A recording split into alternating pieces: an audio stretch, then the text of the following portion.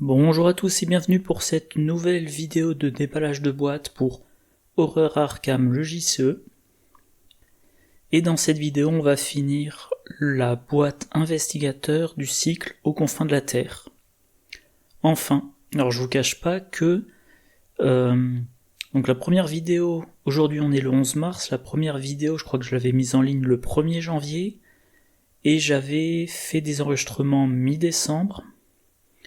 Donc moi ça fait 3 mois que je suis dessus, je commence à en avoir un peu marre de commenter cette boîte et j'ai hâte de passer à autre chose. Donc aujourd'hui, les 4 faiblesses de base qui ont un thème commun. Je crois que j'en avais parlé dans ma vidéo de présentation de la boîte. L'idée des 4 faiblesses, c'est que ce sont des blessures qu'on peut soigner, et tant qu'on n'a pas soigné la blessure, on peut pas défausser. Enfin, il faut soigner la blessure pour défausser la faiblesse. Tant que la faiblesse n'est pas défaussée, on est gêné. En gros, voilà. Bon. Du coup, première des 4, blessure au bras. Donc, faiblesse de base, trait blessure, révélation, mettez la blessure au bras en jeu dans votre zone de menace. La blessure au bras peut être soignée comme s'il s'agissait d'un unique point de dégâts sur vous, si elle est soignée et défaussée là. Forcée, après que vous avez effectué une action combattre ou activée, vous ne pouvez plus effectuer ces types d'actions pour le reste du tour. Donc voilà. Dès que vous révélez cette carte-là, dès que vous piochez la carte, vous la révélez, vous la mettez en jeu dans votre zone de menace. Tant qu'elle est dans votre zone de menace, vous ne pouvez plus... tant qu'elle est dans votre zone de menace, dès que vous avez fait une action combattre ou une action activée, vous ne pouvez plus effectuer d'action combattre ou d'action activée jusqu'à la fin du tour. Et pour vous débarrasser de cette faiblesse, il faudra vous soigner d'un dégât. Il faudra utiliser un effet qui dit soignez-vous d'un dégât, et ça vous permettra de défausser la faiblesse. Pour le soin, j'en parlerai tout à la fin de la vidéo. Donc voyons voir plutôt le problème spécifique à cette faiblesse de base. C'est que on ne va plus pouvoir effectuer d'action combattre. Or, si une seule action combattre ne sert pas à se débarrasser de tous les ennemis qu'il y a avec soi, il faudra trouver autre chose qu'une action combattre pour s'en débarrasser. Alors, je l'ai pas spécifié, mais bien évidemment, je l'ai pas spécifié, je veux dire dans les onglets suivants, mais bien évidemment, si vous ne pouvez pas combattre les ennemis dans votre lieu, vous pouvez leur échapper. Voilà. Mais si vous tenez à les tuer, il faudra utiliser des effets qui font des dégâts, mais qui ne sont pas des effets de combat. Donc voilà, j'ai cherché les événements qui font des dégâts. Je vais pas entrer énormément dans les détails parce que sinon la vidéo serait trop longue, mais par exemple on a embuscade. Vous attachez embuscade à votre lieu, un ennemi y est généré, il se prend 2 dégâts. Donc c'est toujours ça de moins à lui faire en combattant. Explosion de dynamite, vous infligez des dégâts, mais ce n'est pas une action combattre. Mano à mano, même logique. 1 dégât avec la version de niveau 1, 2 dégâts avec la version de niveau 2. Ce n'est pas une action de type combattre. Donc ça fait des dégâts, ça entame un ennemi, voire ça le tue s'il a peu de points de vie. Et après avoir joué cette carte, vous avez encore le droit à combattre. Rituel de sang, la meilleure carte de dégâts sans test chez les chercheurs, pareil, vous pouvez faire 2 dégâts, voire 3 dégâts, ce n'est pas une action de combat. Regard d'orage si vous jouez un deck autour des pions maudits. Attaque par surprise, chez les truands.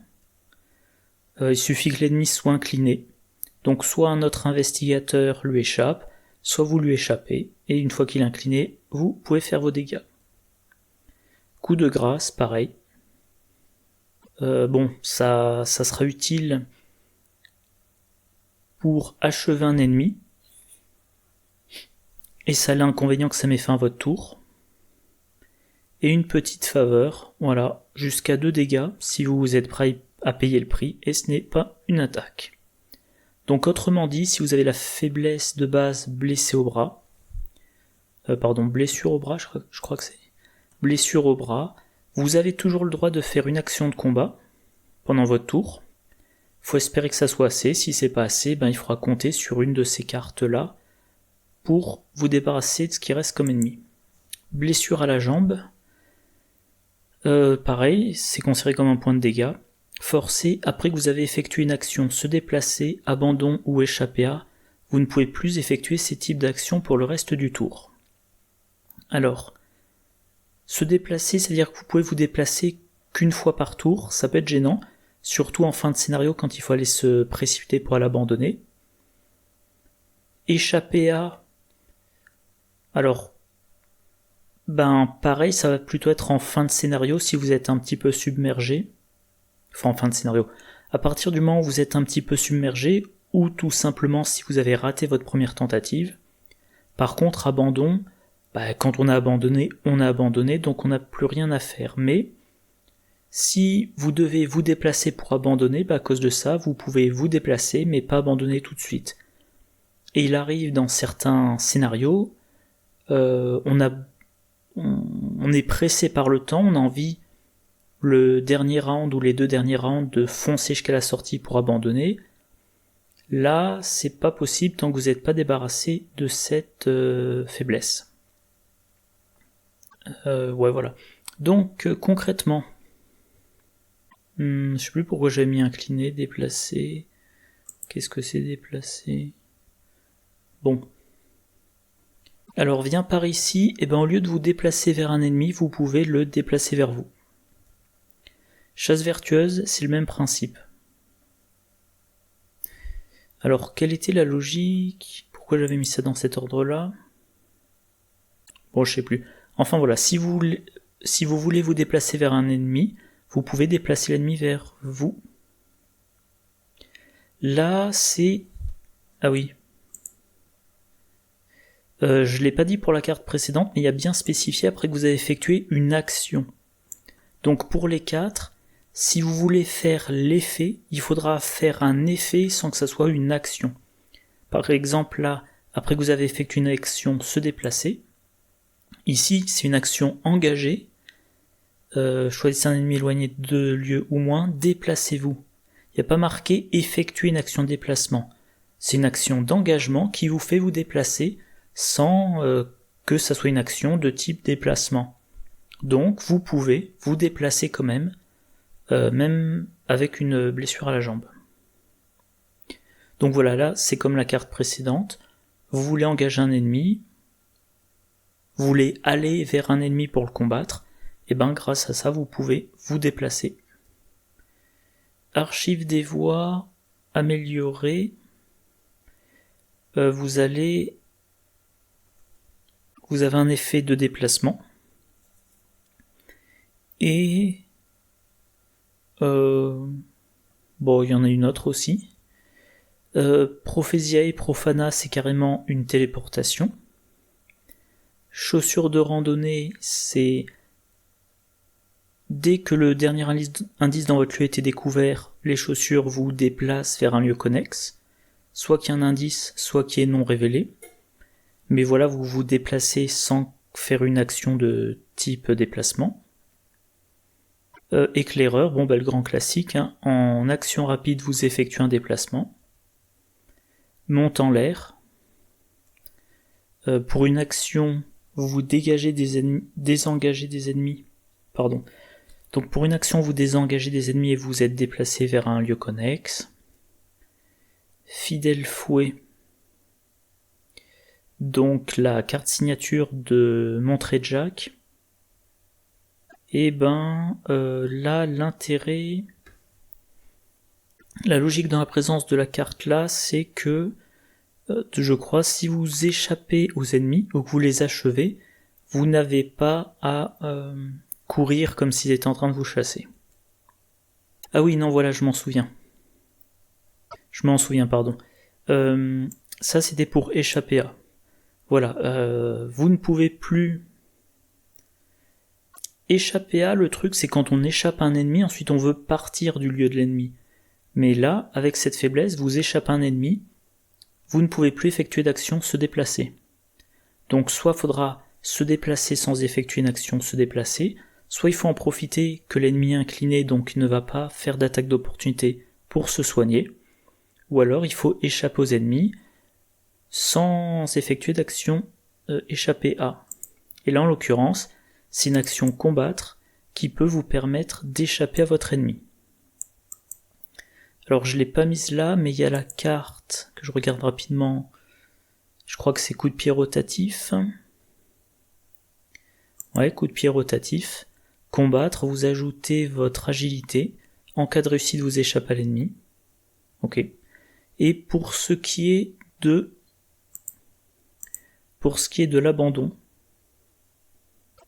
si par exemple vous vous êtes déplacé pour aller dans le lieu dans lequel vous devez abandonner, eh ben, alors déjà, une à laquelle je viens de penser, la carte je fiche le camp, voilà, ça vous permet d'abandonner depuis n'importe quel lieu.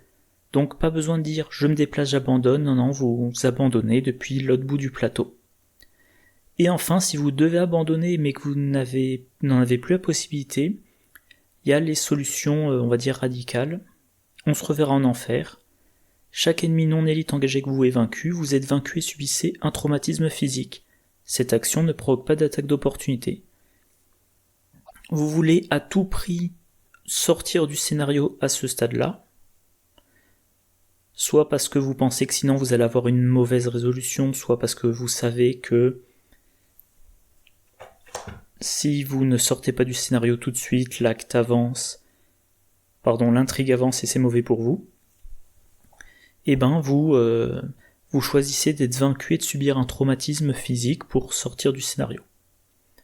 Et au passage, vous allez éliminer quelques ennemis non élites. Chez les chercheurs, on a un petit peu le même principe, épouvantable révélation.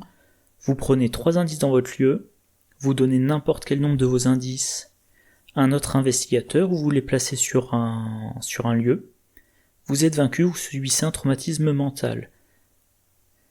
Même idée, vous devez vite quitter le scénario et vous n'avez plus la possibilité d'effectuer une action abandon, et ben il y a ça. En plus, si le lieu, je pense à un lieu qui a laissé perplexe beaucoup de gens au début du jeu, dans le scénario, comment ça s'appelle, la Bella Luna, la bancaine toujours, le lieu ruelle, vous pouvez y abandonner, il y a victoire 1 sur le lieu. Si vous abandonnez dans le lieu, vous y déposez tous vos indices et vous ne profitez pas de victoire 1. Mais par contre, et en plus dans le scénario, si vous n'abandonnez pas à temps, je crois que vous subissez un trauma et vous avez des effets négatifs plus tard. Et ben là, vous prenez 3 indices dans le lieu, qui a un indice par investigateur, autrement dit tous les indices du lieu sauf si vous jouez à 4, puis vous prenez tous vos indices, vous les mettez dans un lieu sur lequel il n'y a pas marqué victoire, vous êtes vaincu, vous prenez un trauma mental, et ben voilà, vous êtes sorti à temps du scénario et vous avez le point de victoire. Donc ça c'était les deux faiblesses qui sont considérées comme des dégâts. Ensuite il y en a 2 qui sont considérées comme des horreurs. Panique, donc peut être soigné comme s'il s'agissait d'un unique point d'horreur sur vous. Forcé, après que vous avez effectué une action jouée, engagée ou ressource, vous ne pouvez plus effectuer ces types d'actions pour le reste du tour. Alors jouer, on a joué le rat vigile chez les truands. En action rapide, vous dépensez une ressource de plus pour jouer, pour jouer le soutien, encore une fois. Alors un soutien objet. Donc encore une fois, vous jouez le soutien objet, mais ce n'est pas une action jouée. On a récup de niveau 2. Oui, je disais donc, récup de niveau 2, et ben vous jouez les soutiens objets depuis votre pile de défausse en réaction. Alors pour ce qui est d'engager les ennemis, j'ai trouvé notamment rester derrière moi. Ça permet de se prendre les attaques des ennemis à la place des autres investigateurs dans votre lieu, et à chaque fois on déjà on annule une horreur de chaque attaque et ensuite on engage les ennemis. En chasse, ça va vous permettre d'aller chercher un ennemi dans le deck de rencontre et de le générer en jeu engagé avec vous. Ce qui fait... Alors déjà, si vous êtes un combattant, vous êtes plus doué pour le combat que pour ça, ça décharge les autres investigateurs du combat. Et en plus, dans le cadre d'interaction avec cette faiblesse de base, ça veut dire que si vous piochez les ennemis distants avec en chasse, ils arrivent en jeu engagés avec vous, et vous n'aurez pas plus tard à les engager volontairement. On a provocation, engager autant d'ennemis que vous le souhaitez dans votre lieu. On se reverra en enfer, c'est une solution un petit peu extrême. Je crois que je passe à la suite, là je vérifie. Non. Donc on se reverra en enfer, et ça vous permet d'engager... Non, pardon. Ça vous permet pas d'effectuer l'action d'engager, mais ça vous permet de vaincre les ennemis non élites engagés avec vous. Donc a priori ça débarrasse les autres. Éventuellement, avec votre première action, vous engagez un ennemi, et vous prenez une attaque d'opportunité des autres, puis vous jouez en se reverra en enfer pour débarrasser tout le monde des ennemis. Pour ce qui est de ne pas faire d'action ressources, on a plein de cartes comme planque, qui donnent des ressources sans avoir à faire l'action ressources. Et la dernière, stupeur. Après que vous avez effectué une action discussion, piocher ou enquêter, vous ne pouvez plus effectuer ces types d'actions pour le reste du tour. Alors discussion, les raisons pour lesquelles on fait des actions discussion varient dans les scénarios. Donc c'est dur de trouver des équivalents. Par exemple, dans le premier scénario de la civilisation oubliée, on va discuter avec Iktaka pour avancer dans le scénario. Si on discute pas avec elle, il faut la vaincre. Dans d'autres circonstances, ça va être, discute avec un ennemi ou réussissez une évasion de 3, etc. de ça. Donc c'est dur de trouver des cartes en remplacement. Pour la pioche, pour la pioche, on a la lame enchantée qui, à 3 reprises max, va faire piocher, et au passage, intéressant, qui va aussi faire se soigner d'une horreur, et donc défausser stupeur. Gloire, on a vaincu un ennemi, on pioche, lutter ensemble. 2 investigateurs dans le lieu piochent chacun 2 cartes et gagnent chacun 2 ressources. L'assistante de laboratoire, elle entre en jeu, on pioche. Les tueurs à cigarettes porte-bonheur, on réussit de 2 ou plus, on pioche. L'initié aux arcanes, on va pas piocher, mais on va tutorer des cartes qui ont le trésor. Le joyau d'Auréolus, on va pouvoir piocher une carte si on pioche un symbole négatif. Partir perdant, on augmente de 2 la difficulté du test, puis on pioche. Voilà, donc il y a plein de solutions de pioche. Et enfin, enquêter. Enquêter, c'est pas dur. Bon, le téléphone qui a sonné. Je disais donc, si on ne peut pas faire une autre action enquêtée, là par contre c'est beaucoup plus simple, il suffira d'utiliser un effet qui donne des indices sans faire d'action enquêtée. Donc voilà, tout ce qui donne des indices, il y en a un paquet. Preuve, un indice après avoir vaincu un ennemi. Grete Wagner, un indice après avoir tué un ennemi.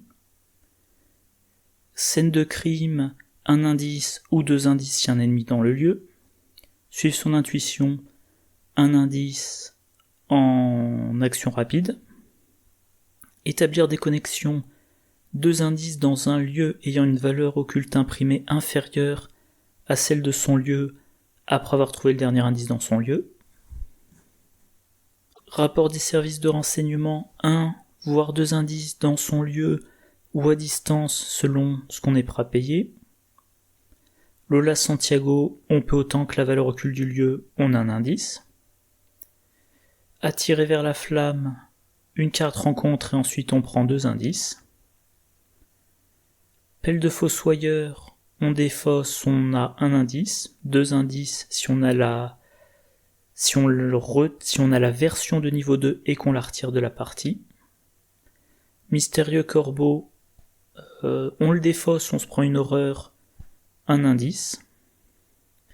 Et à brûler après lecture, on bannit une carte de niveau 0 à 5, on découvre 2 indices dans le lieu, et ensuite on bannit à brûler après lecture. Donc voilà, trouver des indices sans enquêter, il y a plein de cartes qui le font. Et donc maintenant, il faut, maintenant qu'on a vu en quoi on peut contourner un petit peu ces faiblesses de base, concrètement comment on s'en débarrasse, c'est-à-dire comment on se soigne. Je le mentionnais tout à l'heure, la lame enchantée, gardien de niveau 3. Vous combattez, vous dépensez une des 3 charges.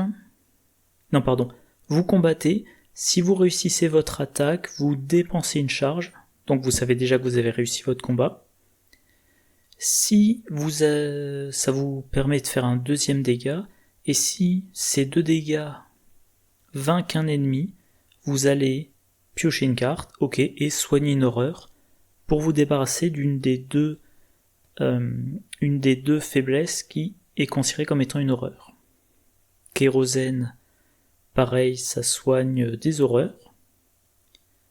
Alors à noter, soigner jusqu'à 2 horreurs. Donc, avec une utilisation de kérosène, on peut soigner une stupeur et une... c'est quoi l'autre? Stupeur et... Évidemment la page se recherche toute seule. Une panique, voilà.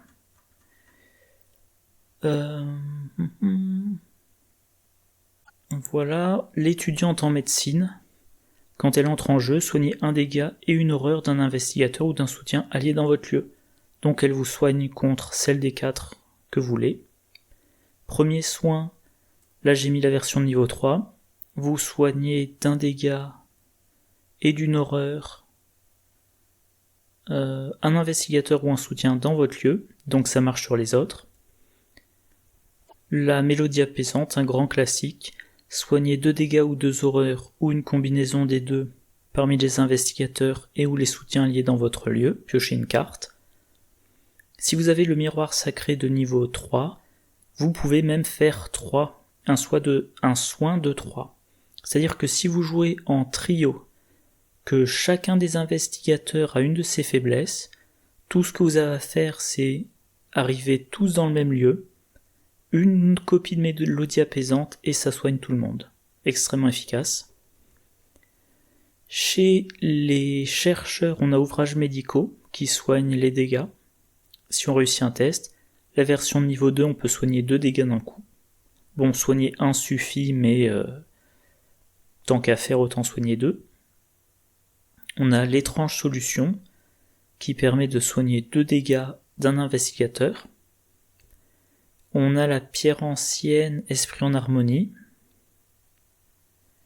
qui va soigner des horreurs quand on pioche des cartes. Le raisonnement logique. Alors là j'ai mis la version de niveau 4. Pour chaque indice que vous possédez, jusqu'à un maximum de 3, soit vous soignez 2 horreurs d'un investigateur dans votre lieu, soit vous défaussez une carte terreur dans votre lieu. Donc voilà, même chose, vous êtes en trio, vous allez pouvoir défausser jusqu'à 3 paniques, stupeur ou carte rencontre qui a le trait terreur. Les truands, ils ont uniquement courage liquide pour soigner les horreurs. En mystique, on a clarté de l'esprit pour soigner les horreurs, enfin pour soigner une horreur. 2 horreurs si on utilise la version niveau 3. Mot guérisseur, c'est la même chose mais pour les dégâts.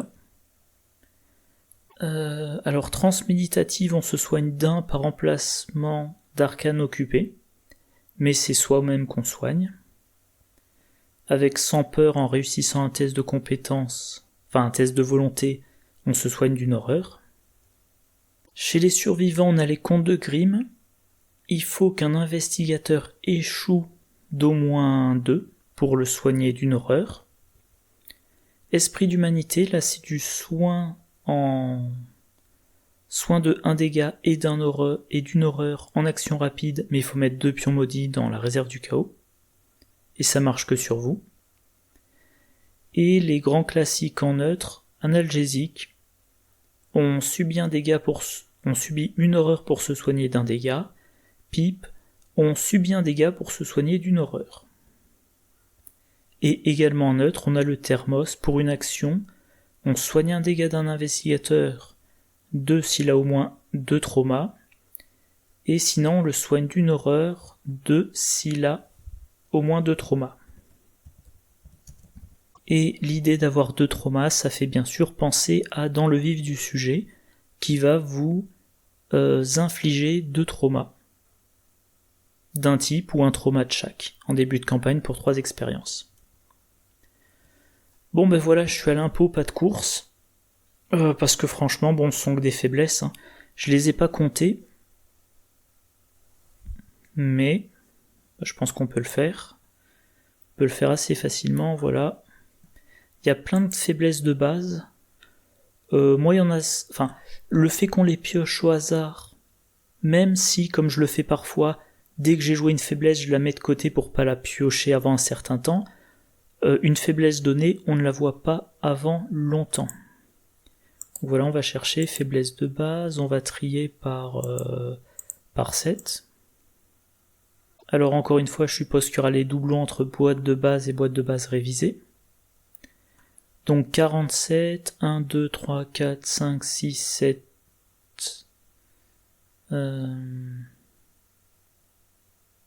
8.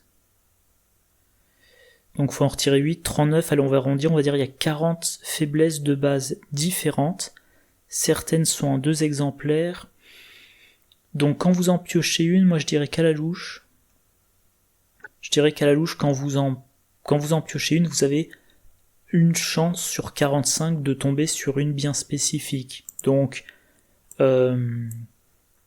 analyser une faiblesse de base, peut-être que dans vos 100 prochaines parties, vous la verrez qu'une seule fois, ou peut-être que vous la verrez même pas, donc ça sert à rien de s'attarder.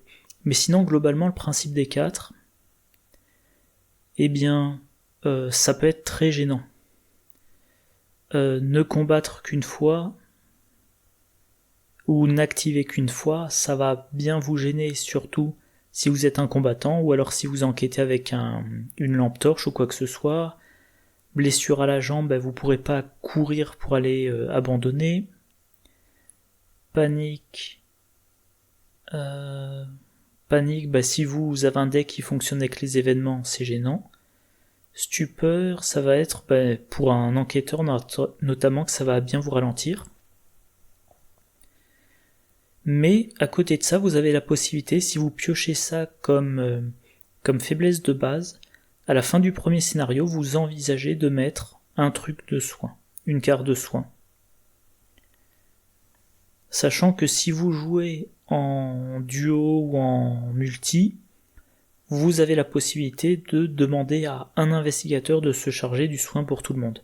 C'est pas nécessaire que tous les joueurs aient un peu de soin dans leur deck. Mais de ce que j'en ai compris, j'ai toujours pas joué la campagne. De toute façon, j'ai toujours pas commencé la campagne d'Innsmouth. Donc, de ce que j'en ai compris, dans cette campagne-là, entre les effets de jeu, entre les membres de l'expédition à maintenir en vie, le soin va devenir plus important. Donc, si vous jouez cette campagne, intégrez un petit peu de soin.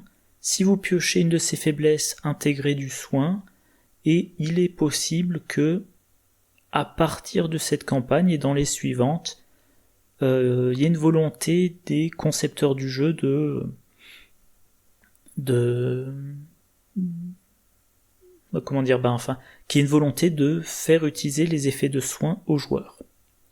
Donc peut-être qu'à partir de maintenant, il faut se mettre à mettre du soin dans ses decks, tout comme à partir de la civilisation oubliée, il a été conseillé d'avoir un petit peu d'évasion. Voilà. Je vais m'arrêter là pour cette vidéo. Donc, le commentaire des 133 cartes était fait. Ce matin, je me faisais la réflexion en faisant des listes de decks. Je vais prochainement, je sais pas encore quand, mais prochainement, je pense que je vais faire une vidéo dédiée aux chiens de traîneau. Alors, sur la chaîne Arkham JCE TV, ils appelleraient ça un connaissance interdite, je crois. Voilà, une vidéo consacrée à une carte pour essayer de voir qu'est-ce qu'il est possible d'en faire, quels investigateurs peuvent le jouer, comment contourner tous les problèmes, et quelle liste de decks, voilà. Oups, ça m'inquiète un peu. J'ai un deck qui n'a pas été enregistré. Bon, bref, donc comme vous le voyez, j'ai une première version de deck Léo Anderson avec chien de traîneau, une deuxième version, et ça c'était censé être un deck Dexter Drake et ses chiens. Mais visiblement j'ai oublié d'enregistrer. Enfin voilà, donc prochainement, je pense que ce que je ferai, ça sera une vidéo pour parler de la carte, et pour chaque classe faire un deck qui tourne autour de cette carte. En gardien, donc j'ai choisi Léo Anderson. En chercheur, je prendrai un deck a priori pas Mandy Thompson, ça me semblera un peu facile. Je sais pas, peut-être Rex Murphy, pour l'idée du détective qui a des chiens. En truand, faudra voir, il y en a aucun qui m'inspire là tout de suite. En mystique, je l'ai dit, c'est Dexter Drake. Il faudra juste que je vérifie une règle sur les cartes signatures qui ont le mot-clé remplacement.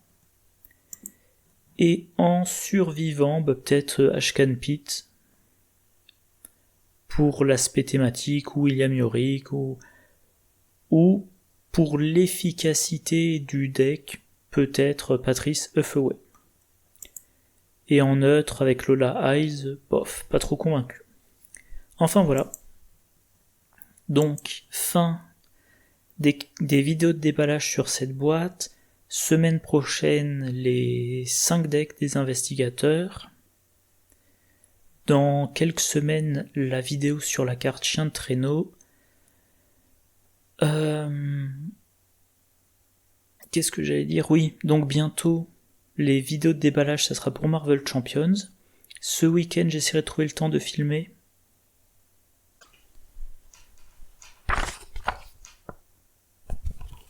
Une vidéo d'explication des règles de Pandémie Montée des Eaux.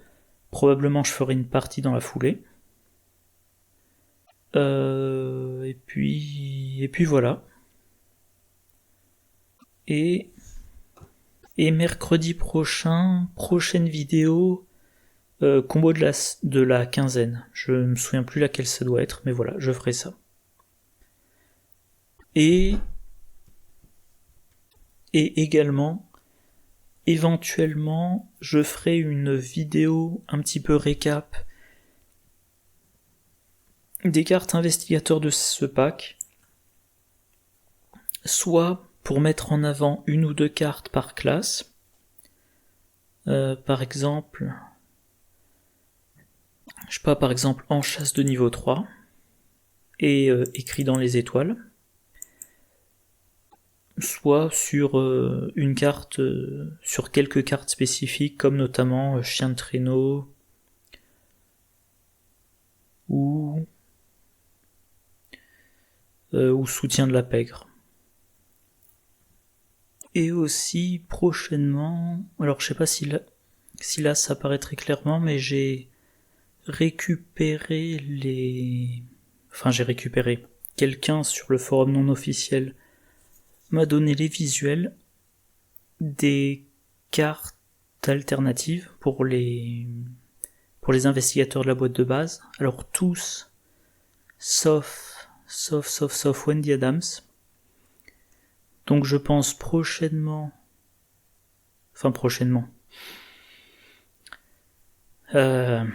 disons avant l'automne, dans les 6 prochains mois. Dans les 6 prochains mois, je compte les imprimer, les jouer. Un peu en amont, je réfléchirai à des decks. Et du coup, je serai amené à faire une vidéo sur chacun de ces investigateurs alternatifs. Notamment, je sais plus si je l'avais déjà mentionné, mais j'ai vu des vidéos avec Schizotool et sa capacité est assez intéressante. Bon voilà. Je vais m'arrêter là. Comme d'habitude, j'espère que la vidéo vous a intéressé. N'hésitez pas à mettre dans les commentaires vos retours sur certaines cartes de la boîte, ou éventuellement si ça vous intéresse de voir une vidéo sur une carte spécifique du pack, ou un avis sur l'utilité de ces cartes joueurs avec les scénarios de ce cycle, enfin voilà, choses comme ça. Moi en tout cas, je vous retrouve dans la prochaine vidéo, et en attendant, je vous souhaite une bonne journée, une bonne soirée, de bonnes parties. Au revoir.